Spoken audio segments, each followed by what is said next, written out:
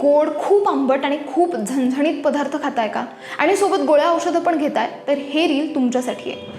काही पदार्थ, काही फूड आयटम्स तुमच्या गोळ्या औषधांसोबत रिॲक्ट करतात आणि हे रिॲक्शन, हे इंटरॅक्शन जर चुकीचं झालं तर त्याचे मेजर साईड इफेक्ट्स तुमच्या शरीरावर होऊ शकतात किंवा गोळीचं ॲब्झॉर्प्शन नीट न झाल्यामुळे त्याचे काहीच परिणाम होऊ शकत नाही.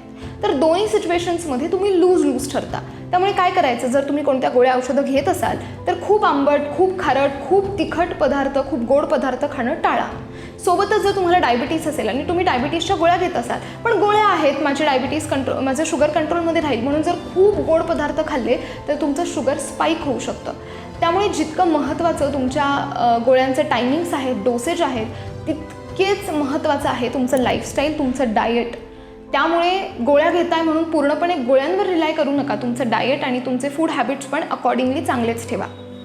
विचार करा आणि मला फॉलो करायला विसरू नका.